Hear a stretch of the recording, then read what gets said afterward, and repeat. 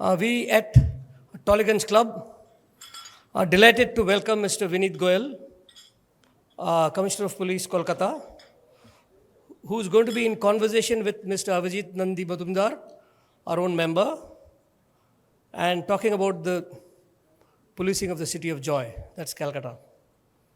Mr. Goyal is a 1994 batch IPS officer, a technocrat essentially, who has got a background from IIT Kharagpur, is BTech, and an MTech from IIT Kanpur, which is indeed a large amount of qualification. He has been the Director of Security in Kolkata. He's also been the ADG of the Special Task Force, STF, both very prized appointments and designations, in which he has, so to speak, outshone himself. He brings to us his experience. He is a master, so to speak, of cybercrime and traffic management in the city that is Kolkata. Without taking much time, I'm going to request the President to come and say a few words before we start off the proceedings. It gives me a great pleasure to welcome you all to this interactive session of Policing the City of Joy. We are honored to have with us today the Commissioner of Police, Mr. Vineet Goyal, sir, who will share the insights and experiences on the challenges faced by the Kolkata Police in maintaining law and order in one of India's most vibrant and culturally rich cities. You all know, where's Avijit? You all know Avijit Nandi Majumdar of ANM News, who is our member and who is going to lead the engagement. Kolkata is a city that pulsates with energy, and it is also a city that presents unique challenges to law enforcement agencies. The Kolkata Police is at the forefront of efforts to maintain peace, security, stability in the city, and their work is critical to ensuring that the citizens of Kolkata go about their daily lives without fear. Through this session, we hope to gain a better understanding of the innovative approaches adopted by the Kolkata Police in dealing with the complex issues such as cybercrime, women's safety, and terrorism. We also look forward to hearing from Mr. Goyal on the importance of community policing and their efforts to foster greater trust and cooperation between the police and the people they serve. I'm confident that this session will be informative and engaging, and I encourage all of you to participate actively in the discussion. Once again, I would like to extend a warm welcome to our esteemed guests, and I look forward to an enriching and enlightening session. Thank you so much. I hope you enjoy this. Thank you. May I now invite Mr. Goyal and Mr. Avijit Nandi Majumdar to the stage.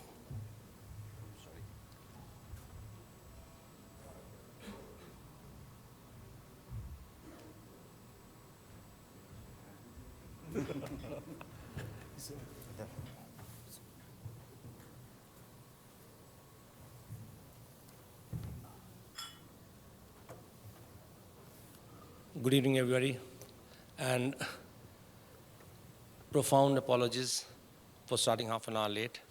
I take it upon myself because I know time and everything is very, very important. So please bear with me, bear with us, bear with the members, bear with Mr. Goyal. Vineet Goyal has been an outstanding police officer. I just ran you through a little bit of his background before I initiate the session. I've seen him when he was Additional SP Howrah, and since then he has climbed up the ladders. He has been Commissioner of Police of Asansol Durgapur, where he has excelled himself. He was in the STF as an ADG, where he sorted out an interstate crime, as well as he's now the Commissioner of Police, Kolkata. A technocrat, a man with immense and intense knowledge of technology. He loves everything about technology. He's a man of technology. So on behalf of Toligans Club, we welcome Vineet Goyal in this program. Thank you very much. Thank you.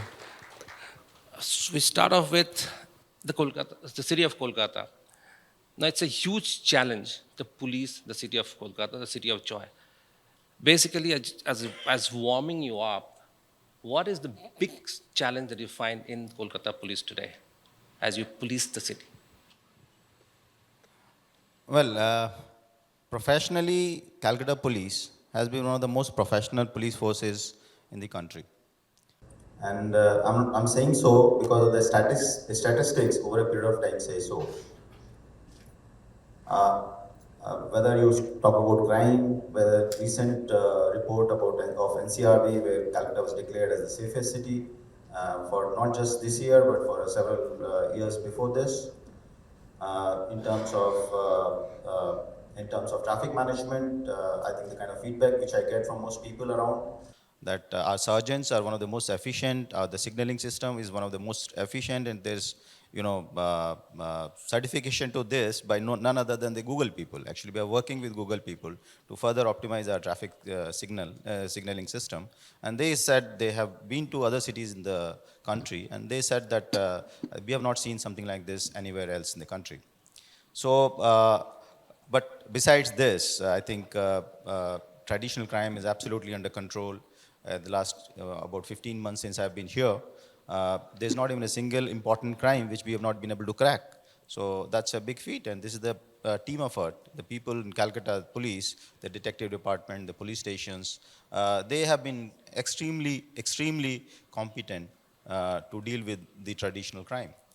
But now, slowly, things are, the new age crime, that is the digital crime. So that is again, we have very professional, very competent set of officers who are dealing with the cyber crime, as we call it. But of course, the volume and the globalization makes it a little more difficult to crack each and every case. And I think there are certain delays, lack of awareness amongst the people regarding the cybercrime related issues, etc. And that is where I think this is one of the areas where we find that it is a bit of a challenge. But I think our officers are absolutely competent. Our teams are great. We are trying to create the kind of necessary awareness amongst the people, and I'm sure we would do better and better in times to come. So we take off on traffic. So basically, what people generally feel, the feedback that you are getting, that you have this barricades in various parts of the road. Many a time, even during the day, of course, during the night it's known as the Naka checking, but even during the day, and where it is unmanned, most of the barricades are unmanned. We often find barricades unmanned. Even in front of Tollygunj Club, there is a barricade which is unmanned. So do you feel this? I mean, they unnecessarily slows down traffic and pose a threat to accidents. So, is there a way that what is this barricades are for, and is there a way that we can this can be withdrawn or something, or some system in place? Well, uh, uh, I have worked in traffic as Joint CP Traffic, Additional Commissioner of Police, and now the Commissioner of Police. And the teams which I worked with, I have not come across even a single instant where there has been an accident because of these barricades. Now we have, retro-reflective signboards on it, go slow, basically to make people aware that because we have, the jaywalking, etc. There are issues in the city, not that the traffic doesn't happen just like that. So just to make sure that the accidents do not take place, that is something which officers do, and they do it, after a study. And everything which we do here, we do it after, you know, uh, uh, uh, after some data, kind of accident which might have taken place, speed with which people have been driving their vehicles.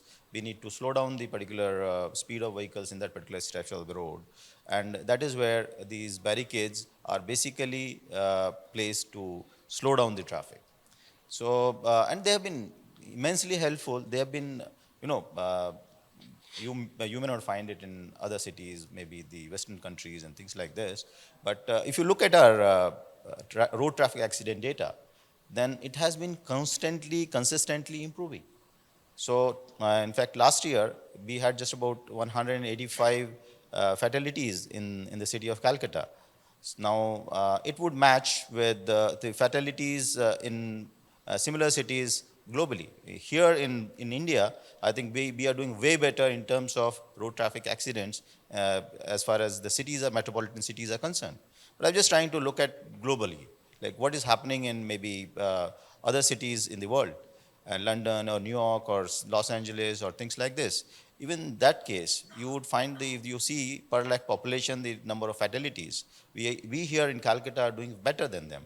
But of course, some of the cities like, Tokyo or Singapore or Abu Dhabi, I think they do the best. Our data is about, I think it's about, theirs is about 0.7.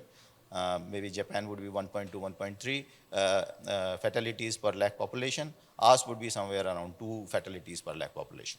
So we're doing reasonably well as far as that is concerned. And there have not been any data to suggest that these particular barricades have actually resulted in road traffic accidents. They're basically meant to slow down the traffic, and they've been fairly successful.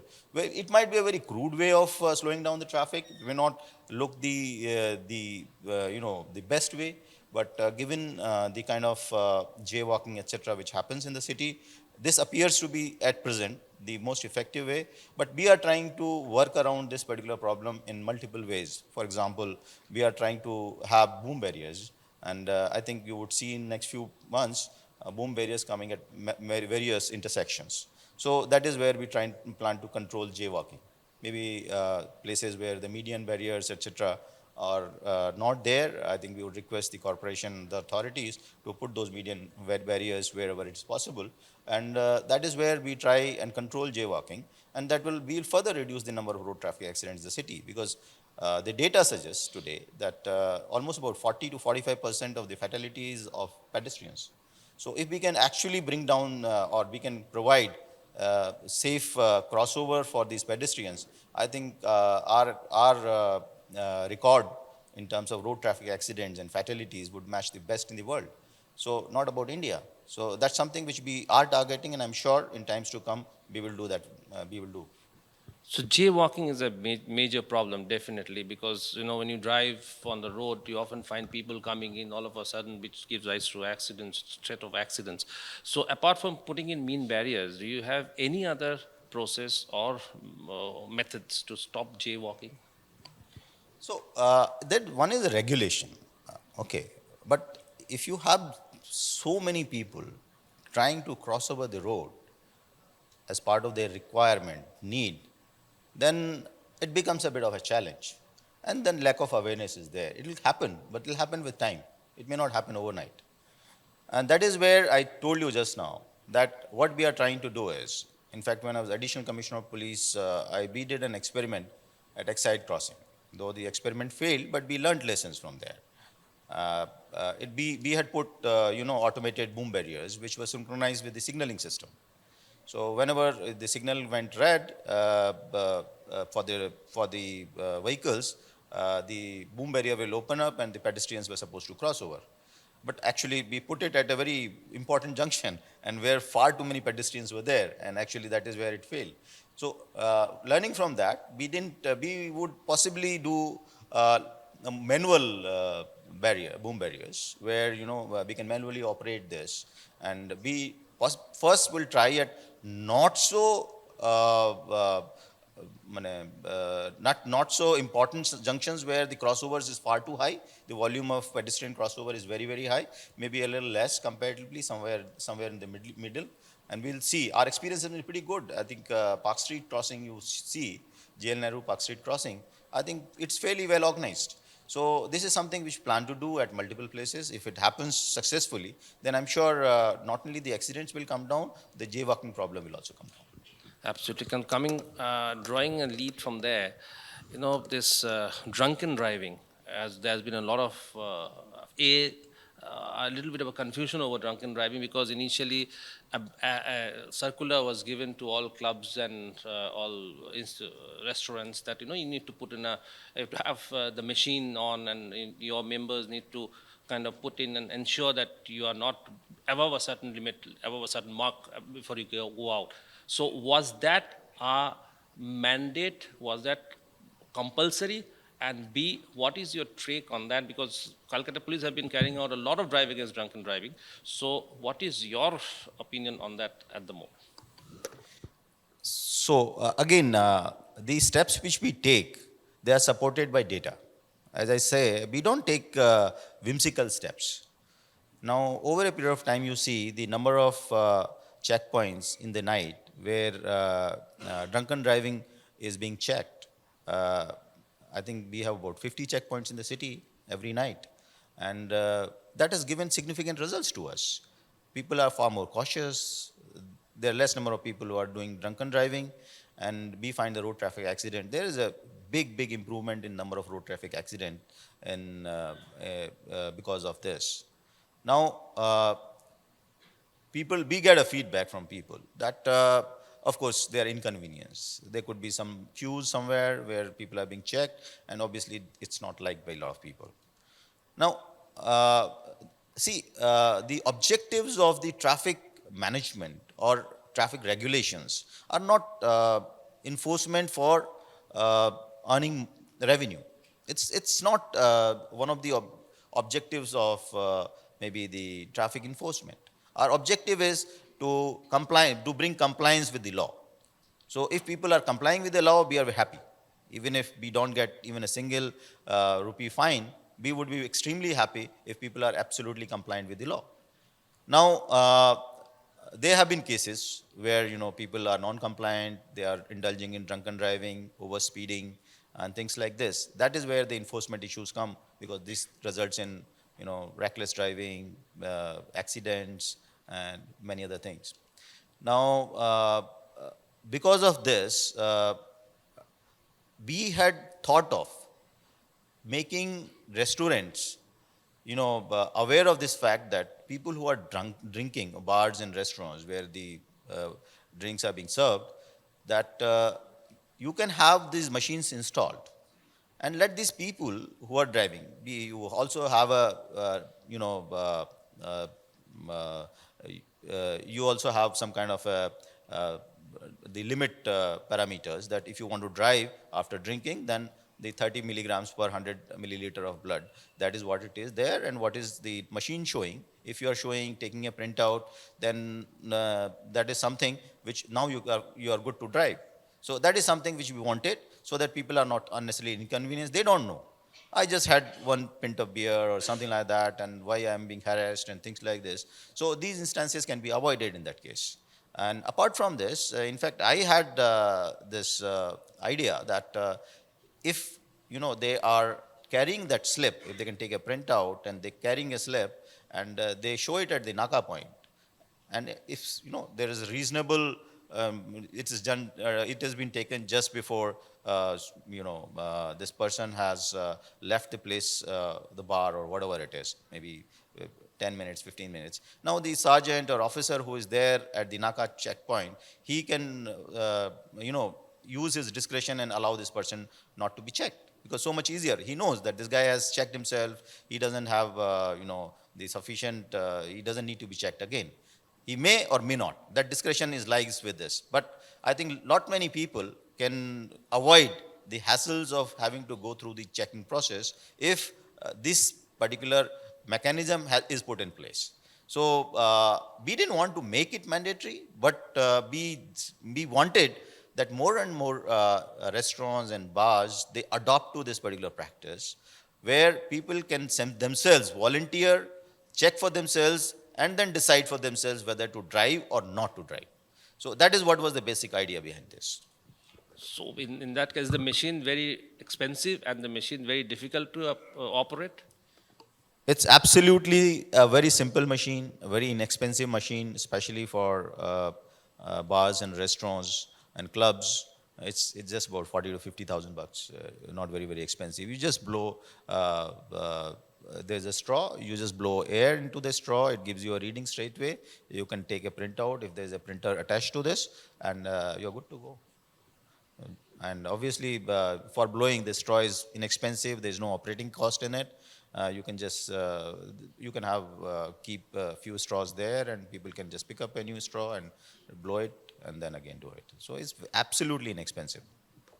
I wanted little details on that because I drive myself. Not saying that I drink and drive, but I drive.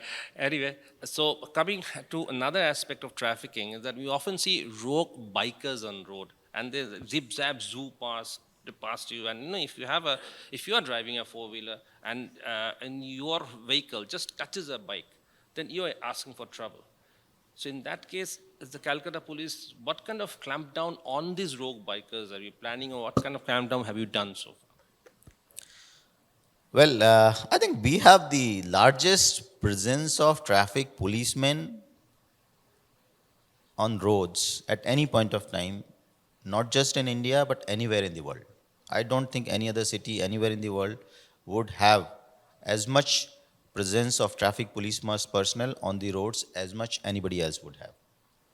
So, with this and equipped with the contactless uh, prosecution, we might not even be intercepting a vehicle, but the prosecution would still be issued to him through various kind of, whether it's a RLVD camera or it is a speed camera or it is if he's not wearing a helmet, then somebody is watching back at the control room or the AI systems which will sort of immediately notice this and prosecute that person.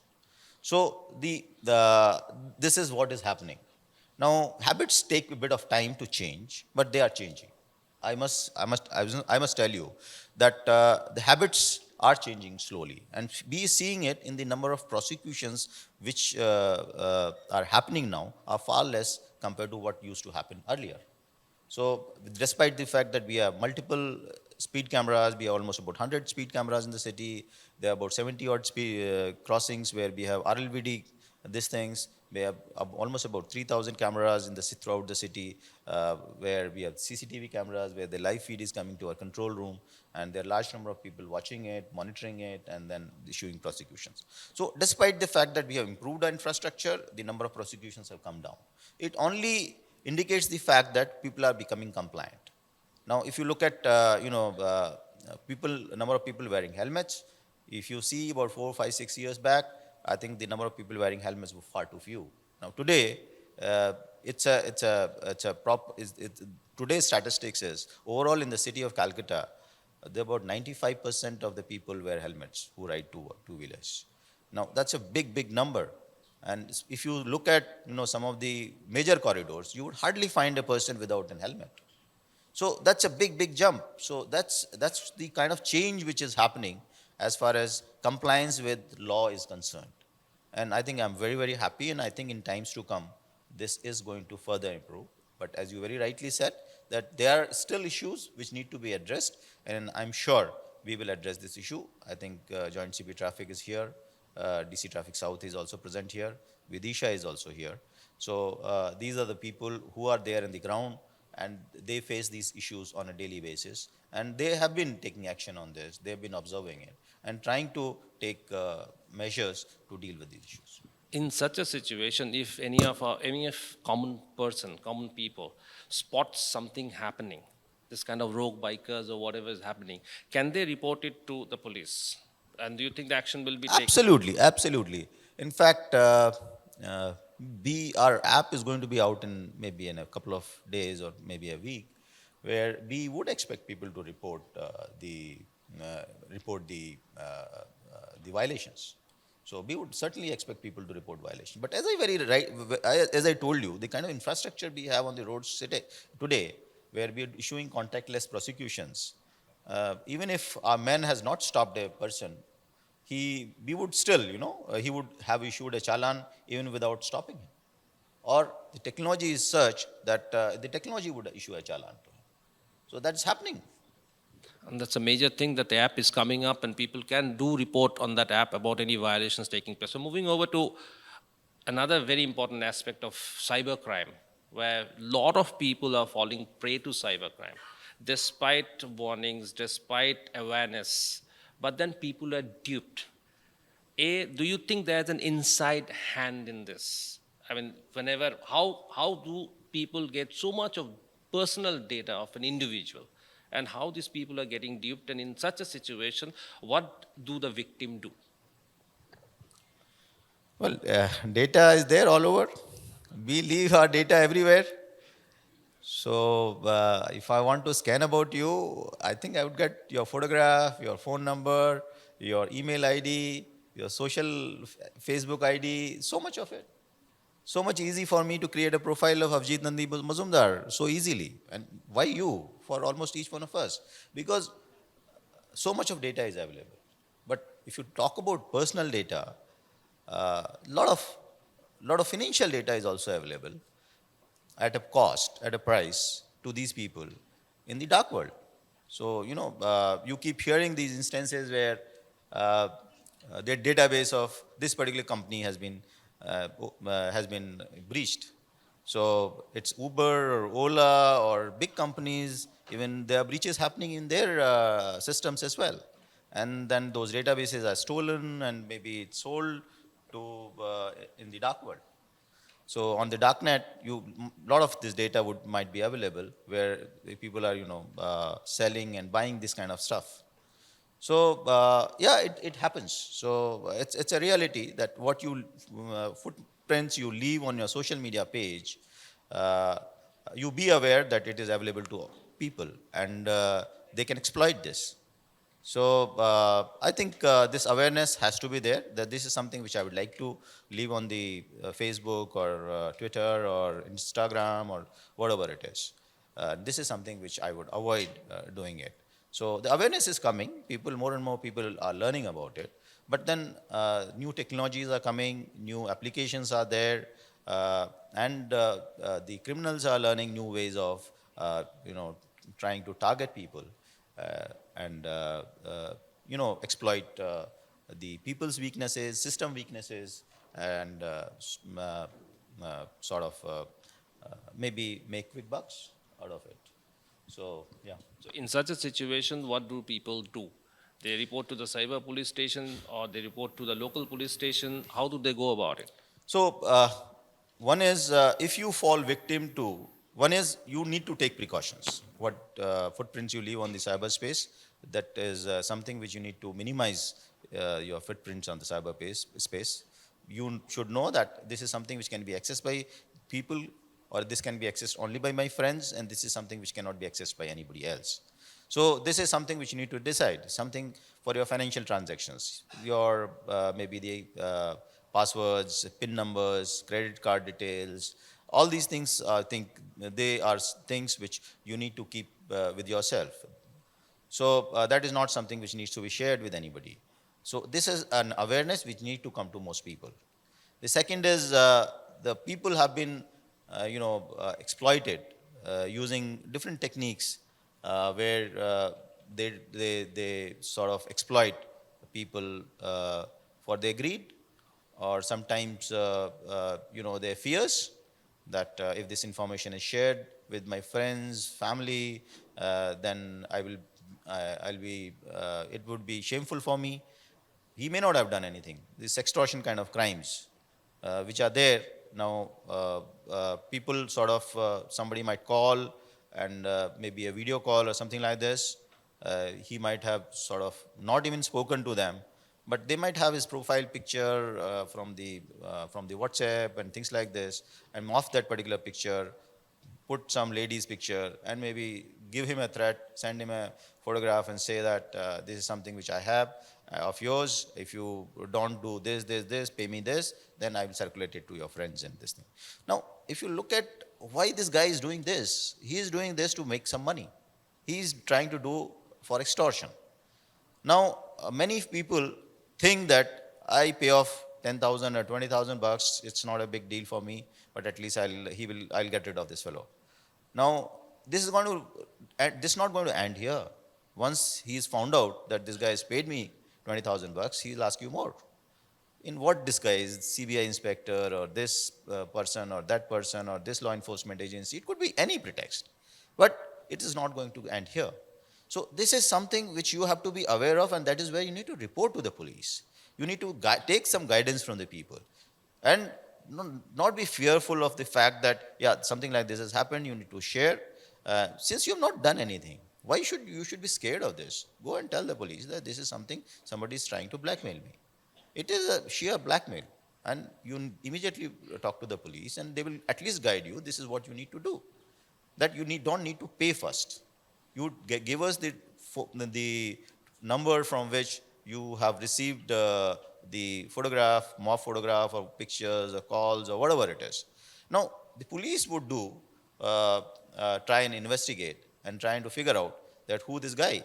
In most cases, these are MOF number. These are not the identity is not the real identity of those people. If you go back to this particular number and things like this, but then police has its own ways to figure out. I'm not saying that we are able to 100% successfully find out the culprits behind it, but in a fairly good number of cases, we do find the people behind it. Large number of people are behind bars because of this. So I think people have to come forward and report to the police. So that is something which I would like. Now, for reporting the police, we have the police stations.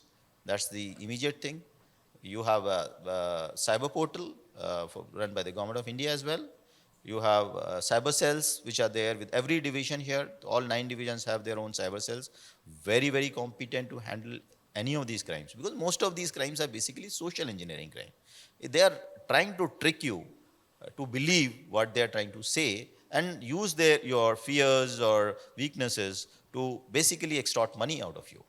So this is something you can immediately report to this thing. And I think if you become a victim of it, then the time factor is very, very important.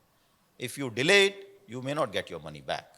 But if you immediately bring it to our notice, because ultimately the money moves very fast. Nowadays with UPI, etc., instant transfer of money, movement of money has become very, very fast. So they move this money in one way or other in a very, very fast manner through mule accounts. So they are not also real accounts, they are all mule accounts. And you actually can mail it to multiple places, maybe with the police station, the cyber cell of the division, and also the cyber police station.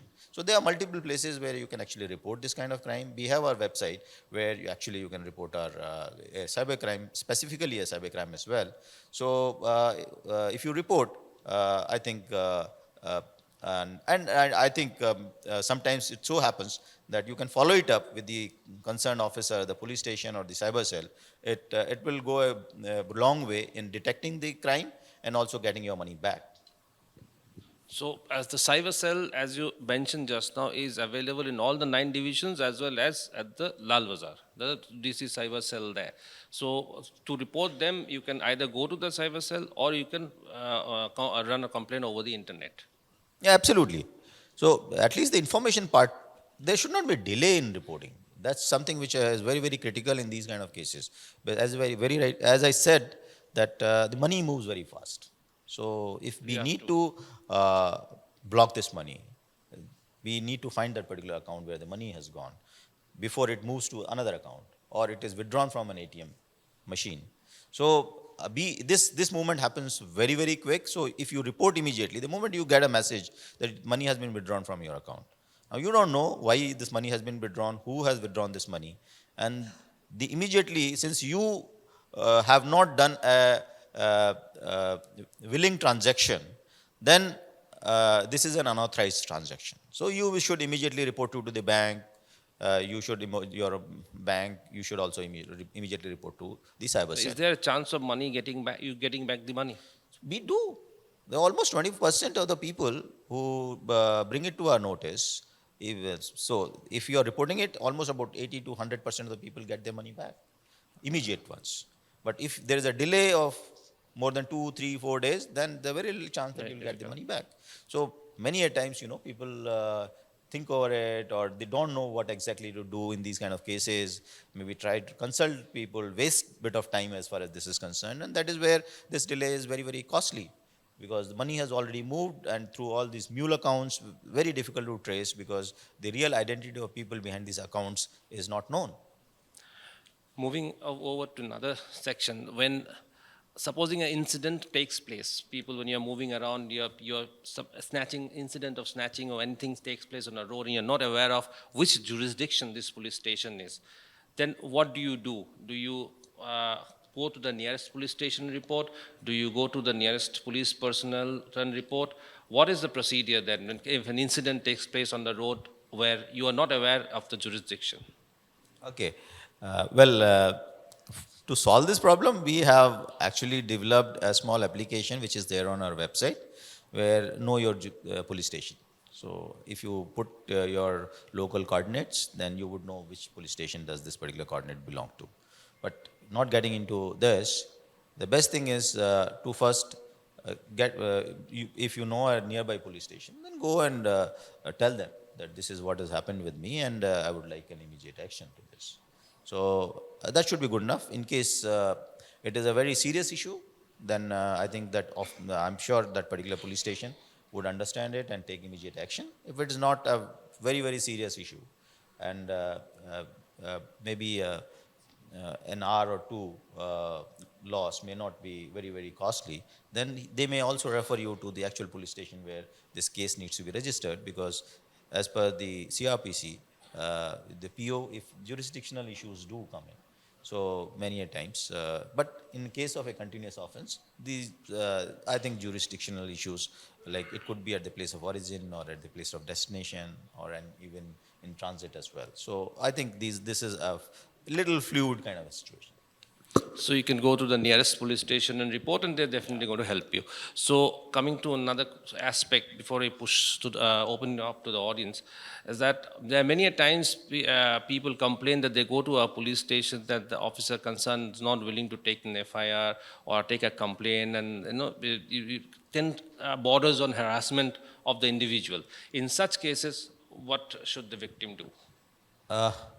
Well, if the police station is not taking a legal FIR, then best thing is to report to a supervisory officer, that is the divisional commissioner, or send a mail to maybe the supervisory officers. So that list of supervisory officers is available on our website. So, and mail IDs are there, their phone numbers are there. So they can send a mail to the supervisory officers that this is what has happened. From our side, we keep sending decoys this problem to deal with this particular problem, so that we also know that to what extent this problem exists, and we can bring it to the notice of the officer in charge of the police stations that some of the officers are trying to avoid taking FIRs. So if something like this happens, I think the best thing to report to the senior supervisory officers. So I'll open it up to the audience for questions, with a small request that please do not have any political questions for him. I'll request Volunteer Munmun. Sir, please identify yourself. And my name is Jagpal Singh. My membership number is S498. My wife sitting here wants me to convey that it has never happened before that the police have actually helped students reach their examination centers in time when they were getting late. So she wants me to compliment the commissioner on this wonderful gesture. Thank you. I have two more points, One is that we used to have a lot of problem. We live on Lotsana Road. On Lower Circular Road, these bikers without helmets, 3 used to harass us, there were hordes of them, passing remarks, stopping us. That has now stopped. For that also I must compliment the Commissioner.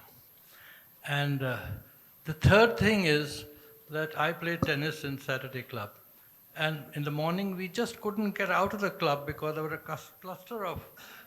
cluster of schools, La Martiniere, Birla, Sushila Birla, Sindeville. It was jammed. Now the Commissioner has done something very simple but brilliant. He has stopped parking in that area. And now there's no jam, it's all clear. Thank you, sir. Oh, thank you. Thank you for these observations. But as I said that things are changing, not just because of me or people. These people have been working consistently, the team people have been working consistently over a period of time, and things are changing. I think there was huge resistance to the removal of parking from those areas. And, but now I think everybody loves it. Now the kind of traffic jams which we used to see around Lamas, it was a nightmare for us, for parents, for children, and for the local residents. They couldn't get into those areas. But I think now things have improved to a very large extent. And I'm sure in times to come, they would further improve. But I think there's a very small thing which we need to do. Uh, I think we need to, at least other cities have it, where school bus concept exists. But Calcutta doesn't have the concept of school bus, where 40 or 50 people travel together. They socialize, they tend to interact with each other, and there's little pressure on the road. I think that's something, if that comes to this city as well, I think we would do so much better. So that's something which we are trying to do. Of course, people have their apprehensions regarding safety, security of children, but now with technology around, I think there are so much beautiful solutions around this using technology that I think safety is not an issue anymore. And the bigger the vehicle you drive on the road, it's so much more secure. So the buses are more secure. If you see the accident data, the buses are basically the number of people, getting injured in road traffic accidents while traveling buses, etc., is very, very small. The cars are bigger, and the more number of people are getting injured, and the two-wheelers, about 25% of fatalities come from two-wheelers. So this is how it happens. So that is where I think the city also has to think in the direction where we need to have school buses concept, especially for areas where we have concession around. Yeah, but then that needs to be, you need to convince the school authorities to put in the Schools school are bus. convinced. The parents have to be convinced. The city has to be convinced. City has to understand the benefits of this. It's not about this city. It's about what's happening around the world. So that's, you talk about New York or Singapore or anything else. It's very rare that people travel in their private vehicles to drop their children to the school. The school buses which actually take children to the schools. Good evening, Mr. Goyal. It's a privilege to have this opportunity to interact with you, and it was a pleasure listening to you about some of these problems that we face. I have a small correction to make, if you don't mind. Yeah, of course. And that is that there have been accidents at the barriers, police barriers, and right from the horse's mouth. I have actually banged into one of the barriers, not me, but driver.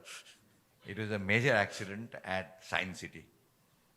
This was a cold, misty morning in the winter, and the driver went right through the barrier and severely damaging the car. Fortunately, there were no fatalities.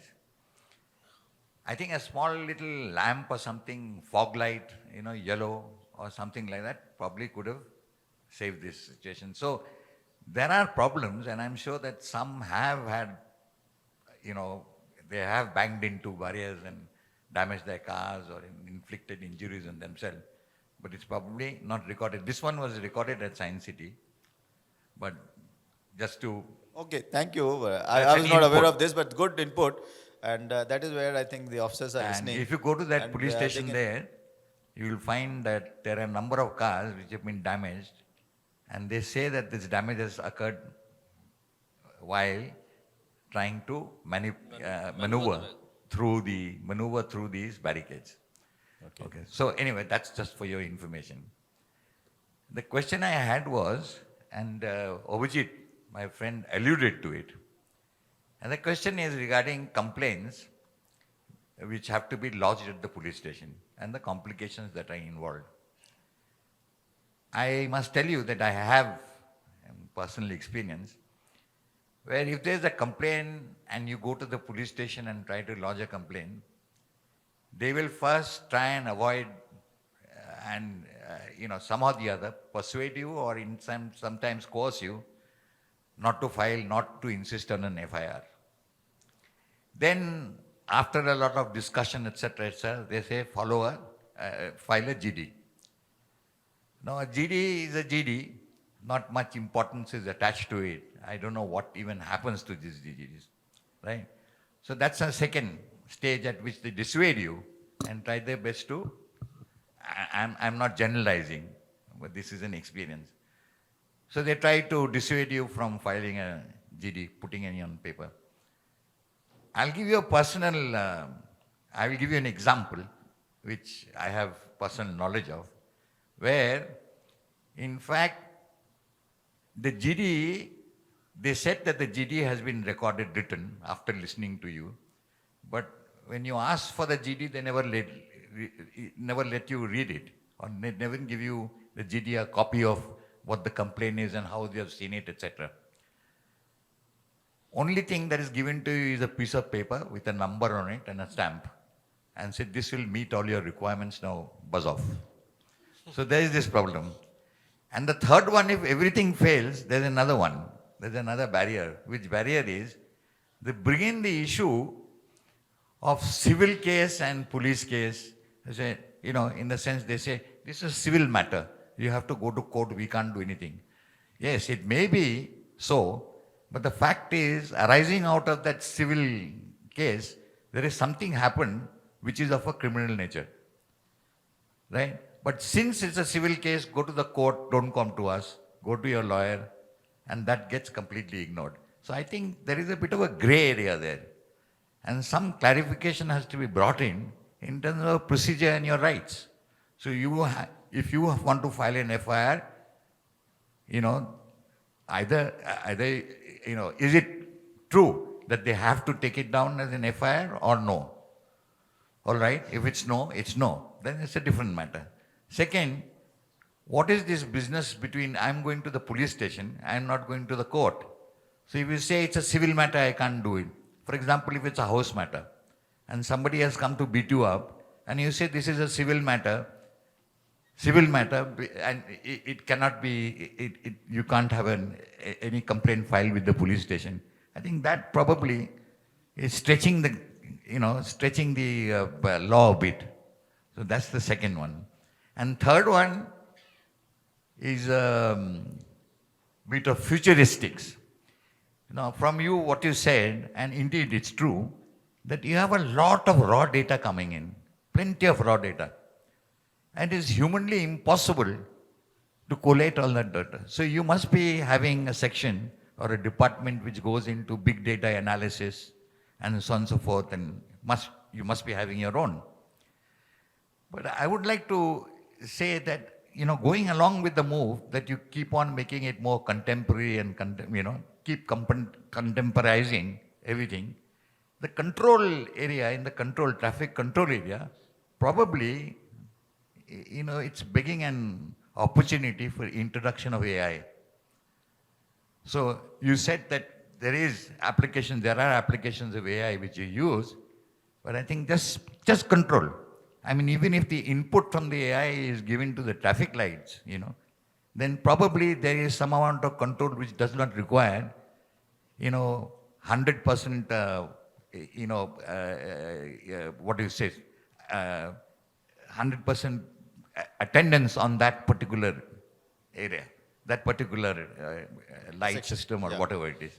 So I think applications of AI must now probably be thought about. And the last one is a horrific one, which is that you must be also thinking of engaging choppers and so on and so forth at peak traffic times, and to give you information, give the control room information of where something is, a snarl is going to happen, or somewhere it has happened and how it's happened. There are hundreds of Mitchells and processions and so on and so forth. And probably there's a forewarning possible if you use those. But I know that it's all right to say that, but it's difficult to walk the talk because expenses and all that, there are considerable expenses concerned. But choppers, even small ones, just maintaining surveillance may help. You may like to think about it. Thank you very much. Well, thank you so much for your observations. Regarding FIRs, I say there could be systemic problems, and as I said that we also send decoys, we do keep getting complaints to try and improve this behavior at the police station level. Now, the complaints are, categorized in different categories. The complaints which fall under the category of cognizable offense. There are complaints which fall in the category of non-cognizable offense. Now, if it is a non-cognizable offense, which is there clearly in the CRPC, then you can't have a FIR, filed on it. So the court permission is required before the investigation can start in that kind of complaint. So this is a bit of a gradation which exists. And as you said about civil and criminal cases, etc., yeah, these issues do happen. And, you also know it for sure that, many complaints do come for settling scores and things like this. So if somebody can go to the police station and surprise you with some kind of a complaint, and for every complaint which a police station starts taking, I think lot many victims will come in. So I'm not saying that, but they are supposed to take complaints. Otherwise, the officer in charge is supposed to give a reason for not taking the complaints. So officer in charge, as per the CRPC itself, they did not take every complaint and file an FIR as far as that is concerned. So this is the first part of it. The second part of it, whether we need to man all traffic junctions. Now, as I said when I was interacting with Avijit, that we have the maximum traffic police presence as far as city is concerned. He was talking about, reckless driving by two-wheelers and things like this in the city that is to contain this. If you look at today, the intersections mostly are running on auto mode. Most intersections. It's only during some processions and things like this when we are having to interfere as far as our signaling system is concerned. So from the control room itself, we know we can monitor, we can modify our signaling scheme. So all these things, we don't need to go right at the spot to actually do anything. We actually can even take away the right from the officer or person who is manning that particular traffic intersection of making it automatic or manual. So the system exists, but there are practical problems. The green light for ambulances and so many other issues, challenges do exist. So VIPs is also there. So they're this thing. But if you look at it, in fact, we very closely monitor this particular issue, and in any given day, there are not many signals, maybe 2, 3, 4 signals on a given day which would go to manual if there are no rallies. Maybe there were 5, 6, 10 signals maybe when the rallies are around the city. And that is only for that period when the rallies are around. And very good observation from your end that this has given us major benefits. That's my personal feeling, and not just my feeling, but the team feeling of the team as well, where the system, they are running systematically in automatic mode. That is where I said that we are working with Google for further optimization of the signals. So that is the second part of it. The third part of it, you mentioned about maybe the helicopters or drones and things like this to monitor the traffic situation. We have practically everywhere in the city. We have right now 3,000 our own cameras which are giving live feeds to our control room. So every junction is covered. And not just one side, all 4 sides. So they know what's happening where. Coupled with this, you have the Google traffic map view. You know what, the moment there is a congestion, you get to know. And the third part is we have people on the ground. They also know that this is where the congestion is happening. Now, predicting congestions, etc., yeah, we do. In fact, we do send out advisories. If you're following our Calcutta Traffic Police page, Facebook page on a regular basis, or Twitter, then they send out advisories every morning. And they specify, these are the rallies, these are the times, these are the places where the congestion is likely to be there, and these are the alternate routes you should adopt. So this is already happening. To the extent that I think we interact with Google very closely, and we tell them as well that this is what is going to, for example, the matches in the IPL, Eden Gardens. So the scheme is well laid out. And, they actually, for example, from this time to this time, the Kingsway there would not be traffic allowed in this particular road. Or so all these issues, the Google will take care of this as well. So people who tend to use Google, so they would basically have a fairly good idea about what's happening where. So Google traffic gives you a lot of information where all these things are automatically taken care of. So I don't know how choppers would be helpful in monitoring congestion areas. We already have reasonably good systems which respond reasonably well in a reasonably good time to give us the requisite information to take necessary steps, inform people, etc. So he was mentioning about forewarning. Like supposing you are on the road and suddenly a congestion comes up in front, and sudden congestion comes up in front which delays you. So he was mentioning, is there a system in place where you can know that there is a congestion right there and you can get a diversion and go to a location in a faster time? That's exactly what I said. You have men at the ground, you have cameras there, you have Google. Google is a crowdsourced information. They are not watching through satellites.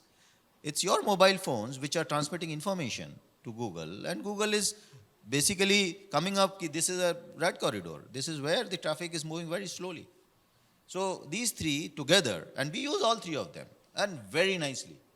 And I think with excellent outcomes as far as this is concerned. Our guys are absolutely efficient, and that is where I tell you that despite the fact that we have such narrow lanes, we just have about 6% of the area as compared to 20% of Delhi for the roads, we have almost about 19 to 20 kilometers per hour during the peak hours. That is the average speed of traffic in the city of Calcutta and during peak hours. So that speaks volumes about the kind of care people have been taking as far as this is concerned.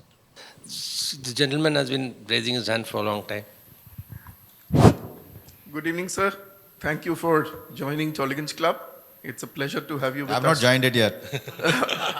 Mr. Vineet Goyal. First of all, it was heartening to know that a lot of steps have been initiated, and we hope, as you confirm, that with the digital age, there'll be apps and other systems which will take care of our needs when in real need. I just want to share one experience and also ask you a question, take your views. Recently, in my locality, there was a stone throwing incident, and it could have been fatal. So, people were reluctant, the guards were reluctant, the community guards, because they don't want to really get into any tussle with these guys. And it was on Holy Day, the day of Dol Jatra, evening. So, since I was traveling out of Calcutta, I couldn't go and make a FIR that day, but I made a call to the contact officer. And it was really great that he took a note and he said, you come back and, make your complaint. So when I returned after 2-3 days, I came back and made a complaint. When I went to the police station first, I won't name because my experience was good. The initial reaction was that, কেউ মারা যায়নি তো মানে তাহলে কেন so I said না মারা যায়নি মারা গেলে কি আপনি খুশি হতেন সো যাই হোক so then I said I want to make a FIR it's after a long time I'm coming to the police station so tell me what I need to do so he looked at me and he was ignoring me so I stayed on. I said I spoke to the gentleman, I would like to meet him. So I waited there for about half an hour, 45 minutes. And I met the gentleman I spoke to. He was the additional officer in charge, which I later discovered. And the behavior was totally different, professional. And I never expected, him to listen to me with the way he addressed. And as per his advice, I made the GD. There's an investigation going on. So that was really pleasing. But in the front line, the experience was not very pleasing. The other thing which I wanted to share, it's probably public is also responsible. We have our traffic lights.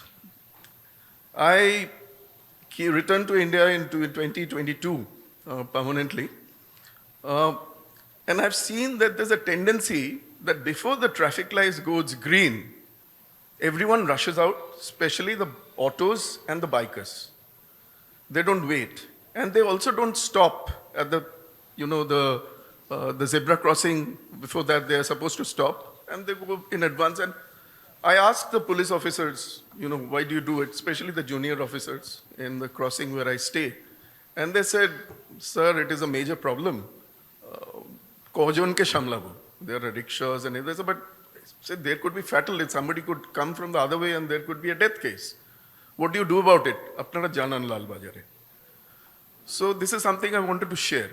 And the third thing is, which is of course the last observation, is that in critical places like in Gold Park, on the roundabout, you have vehicles which narrows down the outways, including police vehicles. On Anwasha Road, which is a critical road and connected to the airport, you have, especially after Navina Cinema, half the road is occupied by the bikers, vehicles. They are doing a workshop on the road. And especially Garia to Tollygunge Tram Depot, on both sides, you have now, shops and these things, hardware shops, where you will have carts and all kinds of rickshaws and cycle vans, which makes the road half of what it is. So just wanted to bring it to your attention. I'm sure something will be done. Thank you, sir. Okay, thank you so much. But I tell you a small observation, which just about a couple of days back, one of my friends from US, the college colleague, college friend, so he had come. So he was telling me that, that it's crazy nowadays. People are stopping at traffic lights in the night as well. So that's also happening. The change is happening. So people are tending to, this is happening, and it will happen more and more. The compliance with law is happening today. And it will not, things are not changing overnight, but they will change. I'm telling you, they are changing in a big time. And this change is big time, and it's going to happen, and it's going to be permanent. So it may not be as you see in Western countries today, but maybe in next few years, it would be something like that. Just take the mic, please. I want to ask a small question. You see, we citizens are afraid to go to the police. The reason is that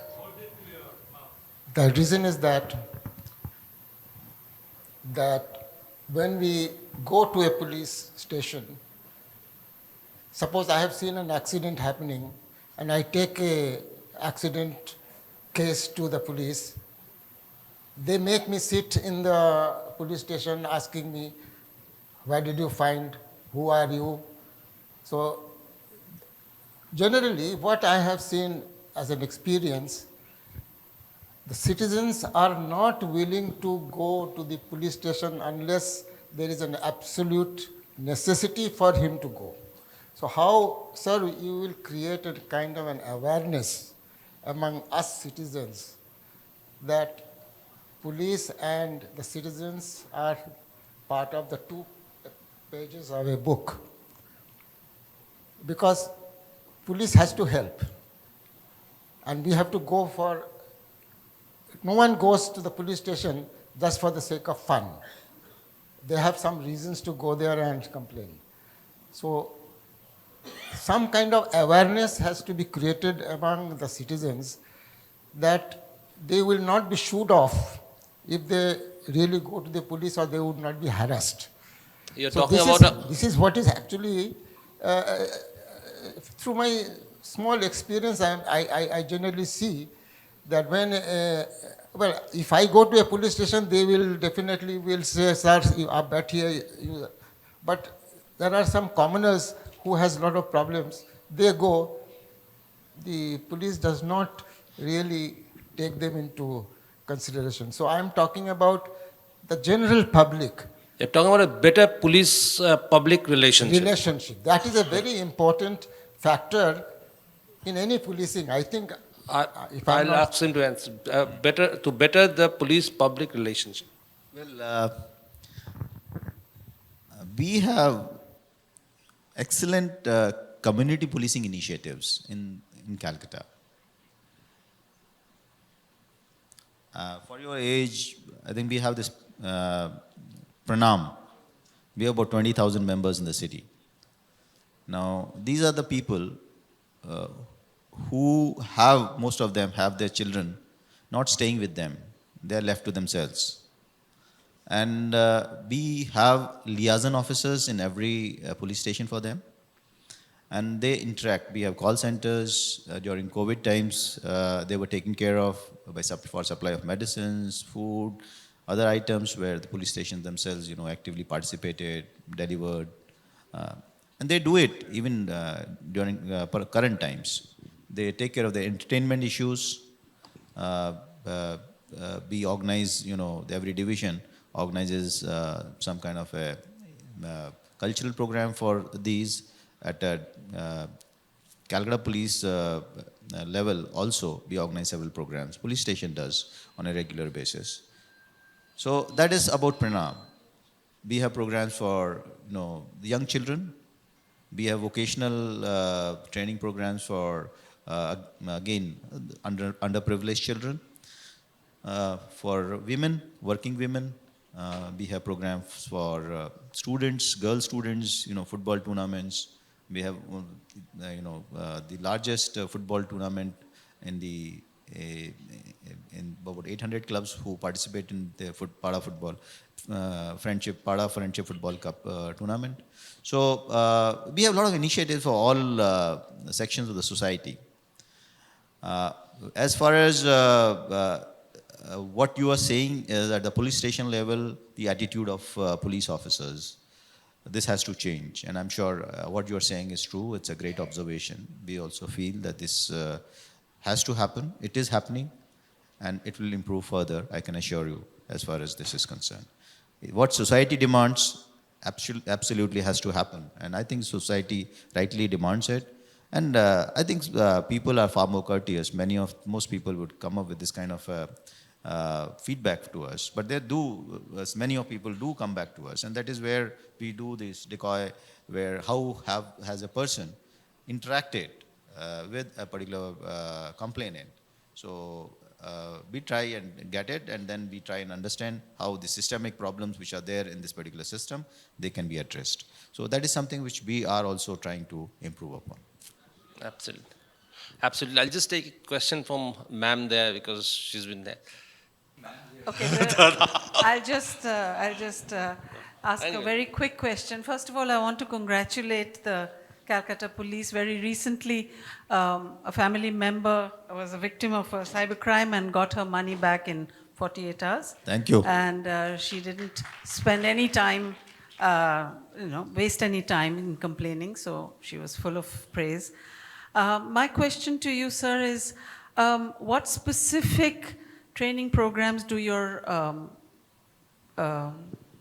constables and the various designations of police go through in being sensitized to women's issues, sexual harassment, domestic violence, and so on? And do you take this seriously, and how regular are those programs? And a follow-up question to that is that the gentleman there asked that, we are very privileged. We walk into a police station, we speak with confidence, we speak in a certain way, and we are taken seriously. But I do know that people who are less privileged don't get the same treatment. We all know this, that this is a reality. But is the Calcutta Police doing anything specific to treat each citizen, no matter what their financial, social, economic status, is with equal respect and dignity? So there are two questions there. Absolutely. We need one just sec. We will also take that question from ma'am. Good evening. This kind of I'm Shoma Swagata Basu. So this kind of an interactive session really, bolsters our confidence in the police to a certain extent. So having said that, I have 3 questions. One is that being a lady driver, apart from the rogue bikers, one issue is, with the cyclists. They just kind of sway in from everywhere and anywhere. I mean, you have to look left, right, front, back, everywhere. Because, and if you tell them something, they say, no, it's okay. I mean, the green, the red doesn't matter. So they just come into your vision. If you can do something about that, that's one.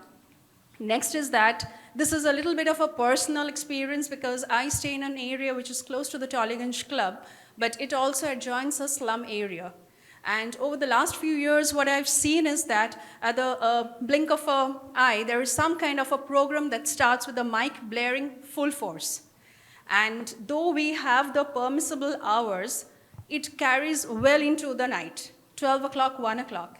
In this regard, I need to thank your Lal Bazaar and also the Jadavpur police, the Jadavpur police station, because whenever I made a complaint, they actually helped me.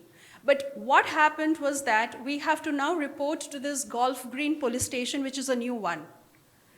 Not only when I complained about it, it was around 1 o'clock last year during the Kali Puja celebrations after that. When I complained, they were completely reluctant and they kept on telling me, আপনার নাম বলুন, আপনার phone number দিন, আপনি কোথা থেকে বলছেন, আমরা ওইগুলো না জানলে কিছু করতে পারবো না। My question is that when I am complaining, I'm a lady, and there are a lot of old residents in the neighborhood where I stay. This should have been handled in a different manner, and I really felt threatened because some time back, when a person had reported against this and the same thing, his name was taken down, there was a backlash on him. So I kind of said that, no, I'm not going to share my information. You need to come and see. And they said, na, amra korte parbo na. So that was something that came as a damper for us. And the third thing is that whenever I land in Kolkata airport, the certain areas are cordoned off by the VIP vehicles. And many of us, like the common citizens, we face a lot of issues trying to cross, trying to come to Uber points, or trying to come to the points where our cars can come and take us. And I have seen it with my eyes, that the older citizens facing a lot of issues on this. If you can just give us a little bit of help on this. Thank you. Okay, thank you. I think Vidisha is listening. So she is the local DC. So she must take care of this particular issue. But Not the airport issue, because the airport issue is not under Kolkata Police jurisdiction, and that's the part that you mentioned is basically looked after by the airports authority, and the director airport is responsible for it, and the Bidhannagar police is responsible. The other thing which I would suggest to all of you, which is a very excellent solution to these problems, is you dial 100, and I can assure you 100. And I can assure you, you will 100% get a service from it, a visit from them, who would visit you and try and solve your problem in one way or the other. So that's something which I don't know if anyone of you have tried this particular service. So, and our response time is pretty good there. It's between 6 to 7 minutes. You would have this particular vehicle visiting you. So this is something which we're trying to promote, and the citizens should make use of this particular service. So that holds true for the women's safety issues which you've spoken about. As far as training issues of women are concerned, Constables. Sensitization, both at the DD level, at the police station level. Now we have women police stations dedicated to this particular work, where only the women are there. You have women officer in charge of a police station, etc. So I think there's a lot of sensitization happening. We have a continuous regular training programs. We have a training academy here for Kolkata Police, which is located in Howrah part. There are programs designed to deal with this particular issue, the women sensitization issues, and the police station and the detective department, they attend to these programs on a regular basis. Yeah. Cyclist. The one on the cyclist she mentioned. A cyclist part, I think Joint CP traffic is there. The major roads, you are not supposed to have cycles on the road. Why not? Because we don't have dedicated cycle tracks here. They're not safe. It slows down the entire traffic. No, no, not that. But there is, there is a regulation here. There's a regulation issue here. Okay. So the cycles, you are not allowed to drive cycles where in the fast-moving corridors and the major corridors of the city. There is a notification to that effect.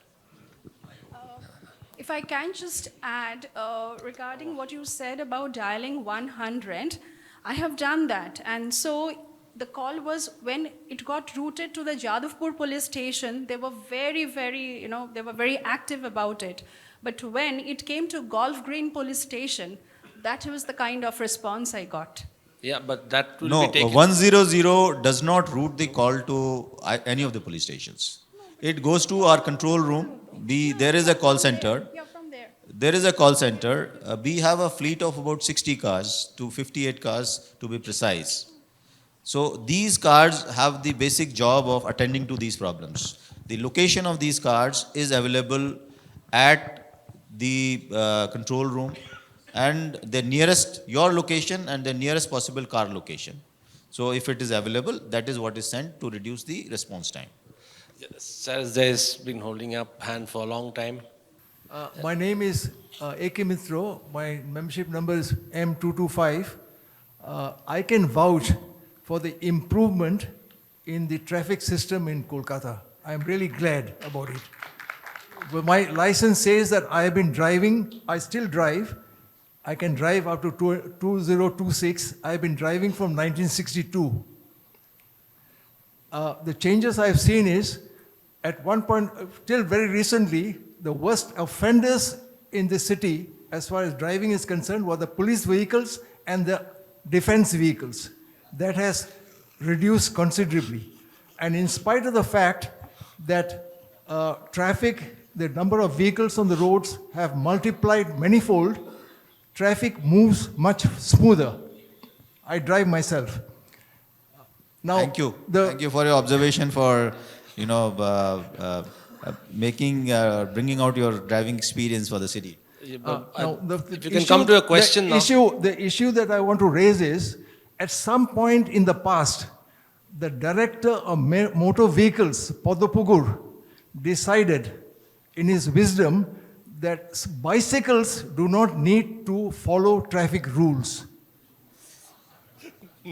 Now, so we have a system here now where you are trying, your traffic light has gone green and you are starting and suddenly a bicycle jumps in front of you from the other side. Can something be done about that? Absolutely. I think we will look into it. I think already a few questions have already come on this, Come up on so that, it has been addressed already. Yes. Sir, thank you. I've been actually waiting for the line, and that actually it's all because of you, and it shows that we are all so honored by your presence, and we are waiting for our turn. So I have, sir, two questions. So one is that I'm relatively new into the city, and I believe that I'm an urbanist, urban development practitioner, and from this domain, I believe that a city is safe when it is safe for a woman and a child. And that is applicable to any city, be it, we know how safe Delhi is to whatever extent it is, same as for Mumbai or Bangalore or any other city. What are the measures that, as the commissioner of Calcutta, what are you doing to, as you as a forces are doing to ensure that that Calcutta remains safe? I'm saying that it is safe. Somebody like an external person who's like a visitor to the city, I feel it is safe and compared to other metropolitan cities. But what are the continuous measures that you're doing, even in terms of surveillance, to see that this is maintained? So that is one question. Second is that a couple of weeks ago, I had an opportunity to visit the Mothers Convent. So while interacting with all the sisters, I got to know that there is a lot of measures that they do to basically do rehabilitation for the drug trafficking and the children who have gone through sexual violence. So we understand that is the fact in any city, that can happen. And if you talk about a metropolitan city, this is unavoidable.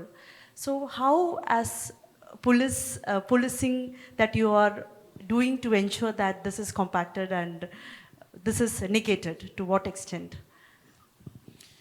Well, your first part, the city is one of the safest cities. If you see the crime statistics, general perception of the people in the city, the women's safety issue, I think we are very, very sensitive. The city is sensitive. The citizens are very sensitive, not just us. And any crime which happens relating to women, it's taken very, very aggressively as far as the police is concerned here. We have, as I said earlier, I think we have a large fleet of vehicles which are available at key points in the city, visible, and people can seek help. 100 dial is a very, very efficient service which we run here in the city. You call it 100 or 112 as well, but I think it's easy to access 100 and very, very easy. So that is something which is a fairly efficient service. We have a panic button. We have application for, that is called Bandhu app, where there is a panic button. So if you face any kind of harassment while driving, traveling, or in a Uber or Ola or taxi or public transport, you can actually use that panic button facility where we would be able to support you and help you. So all that is there, and I'm sure with our community policing initiatives and the kind of outreach we have here in Kolkata Police, I can assure you that the crime graph is going down and down every year. It's not going up, and it will continue to go down, I'm sure. So regarding drug addictions and other problems which you spoke about, we run a program called Shuddhi, where the drug addicts, they are rehabilitated. They go through a de-addiction program, and we also try and provide some kind of small jobs to them. And it's been a fairly successful program, which is being run for the last few years. And I'm sure with times to come, we would have major successes as far as this thing is concerned. Absolutely. We'll take one last question now. We are pretty long on time. I will take ma'am and I don't know your names. And just identify yourself if you can, and just I'll request you to be very short. Very, very short. I'm Dr. Rahona Chakraborty. I am a principal of a government college. Out here, the problem is it won't affect much people, but where I regularly travel through Sialda. My car takes me to Sialda. From there, I go to Kollani Vishwavidyalaya.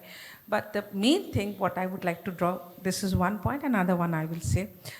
This road, the most, a purposeful sin is driving down to that Sialda. What is happening every day, inch by inch, Metro Rail is putting the barricade. You have the Sialda court also. Lawyers are facing it.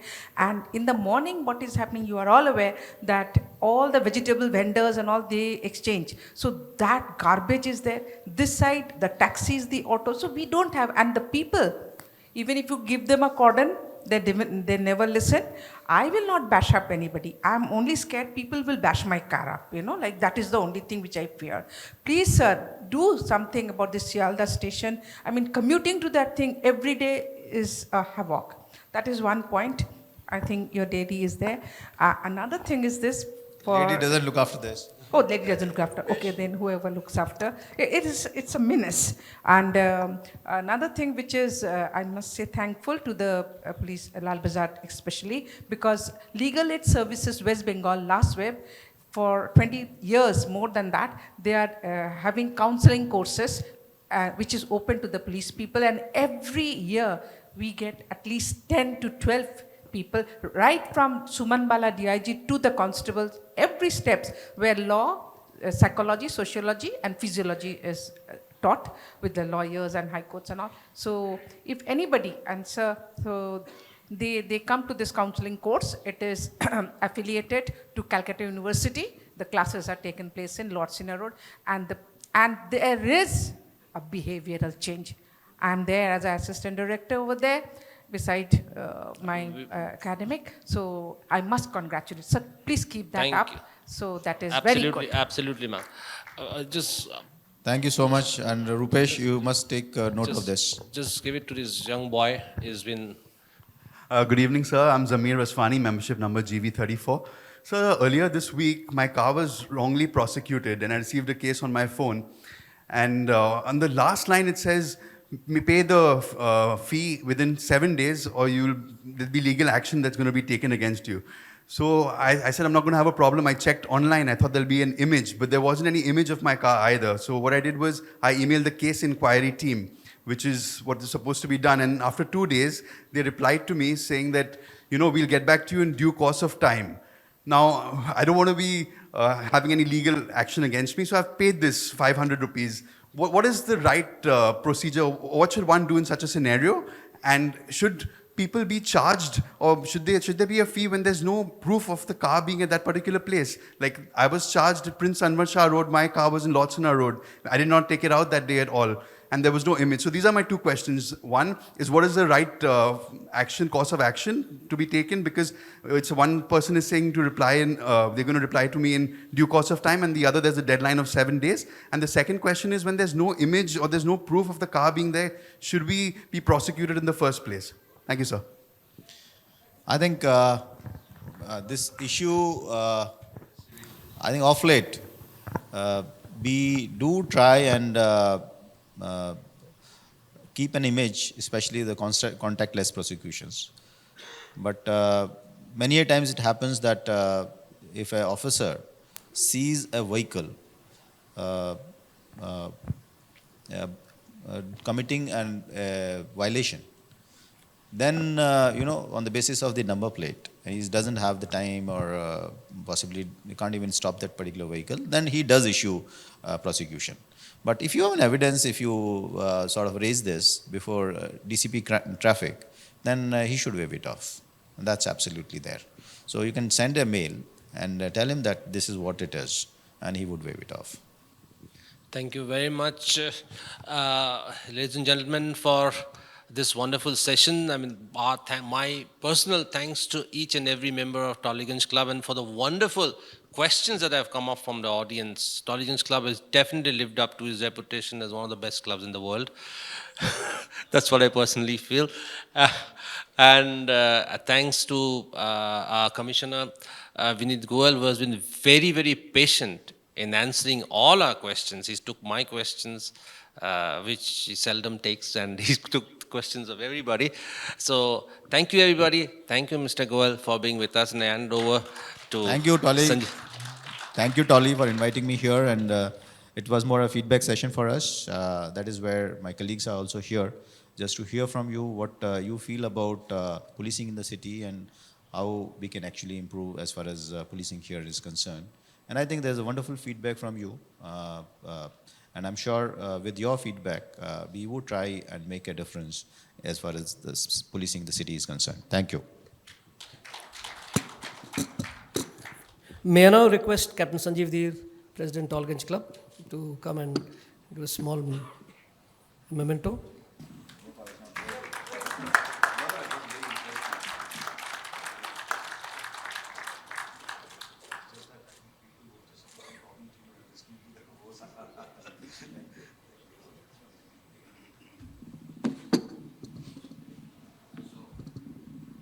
All it rests for me is to thank Mr. Vinit Goel and Abhijit Nandimundar for a totally exciting session. He told us three things. He said, don't drink and drive. He said, don't leave your digital footprints here and there. Just be careful about that. And as a true soldier, he didn't duck any questions. Compliments to you. He took each of the bullet on his chest and he gave an answer to everything. And I've been here for a year and a half. Our compliments to Kolkata Police. Thank you, sir. And thanks the audience for a wonderful, you didn't leave him. That's it. আরো খবরের update পেতে subscribe করুন আমাদের YouTube চ্যানেলটি আর bell আইকনে click করুন notifications পেতে।